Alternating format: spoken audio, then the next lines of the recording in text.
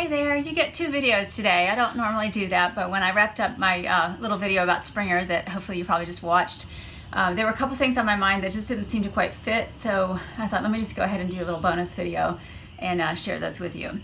So first of all, I know some of you after watching that video were probably thinking, why on earth did she just hike the 1 mile out and back to Springer? And as I mentioned in the video, I did hike that mile in Georgia back in May as part of my backpacking 101 trip, the first backpacking trip I ever did in recent memory at least. And so I had actually hiked all of the miles of Georgia, but I didn't really realize when I started my training hikes with my friends at the end of September, beginning of October, that I would be counting those miles as a jump start for my thru hike.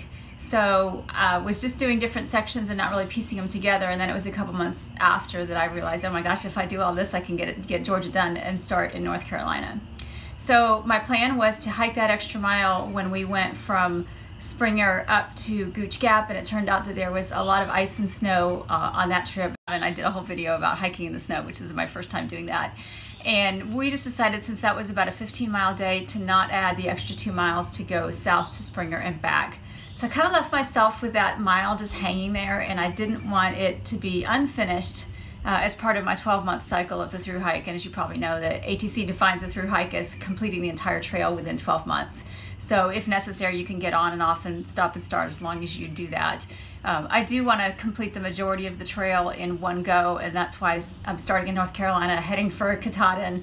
And I think even when I get to the end, if I get there and I have my wonderful moment at the summit of Katahdin and I'm not quite ready to quit, I might actually come back and just go Sobo from where I started in North Carolina and have a second finish at Springer. But that's a long ways away, so we'll see how that works out. But so just in case you were wondering, that's why I needed to do that extra mile. I got it done, and it really felt very momentous. And so it's a little anticlimactic, I guess, to go out and do short overnight trips. Great for training, but it didn't feel like I was thru hiking. It felt like I was section hiking. So now I really feel like I'm thru hiking. And watching all of those YouTubers and other thru hikers that were starting in February, the bubble is beginning. And if you look at the charts from the ATC, you can see how from about now to March, all through March, and then beginning in April, it sort of starts to taper off. But there's a huge bubble of hikers that are starting.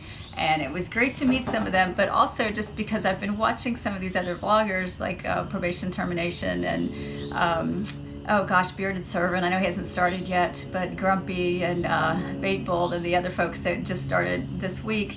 It's killing me. I am so ready to start now. I've got 6 weeks to go, and I have a ton of stuff to do at home. So really, that little trip to Springer and then one more weekend overnight trip just for training will be all the time I have on the trail until I get up to North Carolina to start. So maybe a little wistful, a little eager to get going, but it also gave me the opportunity to meet Hadassah, Probation Termination's wife, and that gave me a chance to think as well about all the people who are staying home to support us.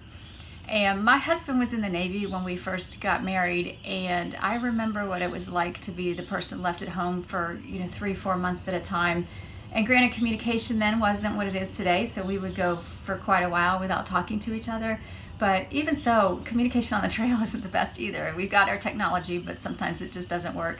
And I know it is difficult to be the person who's at home watching somebody that you love go off and do something that they love, especially when you're just kind of watching from afar.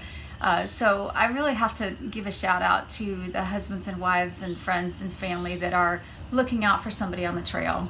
I know I could not even begin to think about doing the thru hike if my husband and my family wasn't supportive. He's going to be sending me packages and hopefully coming at some point to meet me along the trail. And I am just so thankful for that. And I'm so thankful for all of you out there who are doing the same thing for people that you love. I know it's a sacrifice. For some of you, I know it's a way to kind of live vicariously through them, but it is a tremendous amount of work to just have to take care of, bills and family and the house and all of that kind of stuff. So thank you to all of you for everything that you do. Thank you to all of you who are watching. And then also, before I go, I'm going to show you a little bit of video about a map that I got at Amicalola Falls that you might find is a great way to help keep track of those people who've left you home watching over the home front. So take care and have a great week. Although I have been to the visitor center at Amicalola Falls several times in recent months, I failed to notice this map that they had displayed when you first walk in on one of their table stands. And I asked the ranger if these are for sale, and she said, yes, of course.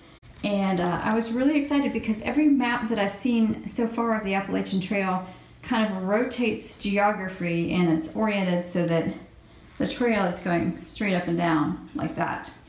And I wanted one, just because I'm odd that way, I guess. I wanted one that actually showed north, where north is. So I bought this for $15. It's really big, and I hope I'm going to be able to get it laminated or at least mounted on foam core or something like that to track my trip, and I can have my husband put in little push pins for places I stay and key points and things like that. So I think it'll be a great way to track my trip. And if you like this too and you want one, it is actually published by the Appalachian Trail Conservancy, and you can order one from them. You can pick one up at the visitor center at Amicalola Falls, or there's probably a few other places that you can get one. But that was my find of the day. I was pretty excited.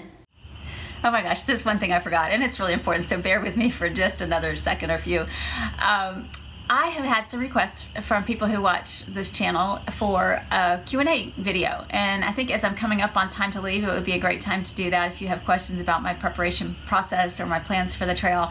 So if you're interested, please just drop your questions in the comments and I will go through them, and coming up in the next week or two, I will do a Q&A video for you and try to answer those questions to the best of my ability. And then also, I would love to hear from you what you would like to see from me when I'm on the trail. I've been thinking about how my videos are going to be a little bit different, obviously because conditions and access to technology and things like that will be a little bit different. I do plan on delaying my video just a bit, but I will keep you up to date as far as how the hike is going, that sort of thing. I've got somebody here at home who's going to help with some editing, and would just really like to see what you would like to get from me that might be maybe a little bit different from some of the other videos that you've seen, things that you're curious about on the trail. Just let me know what kind of things you'd like to see included, and I will do my best to get that in there for you as I hike. So thank you again so much for watching, and take care.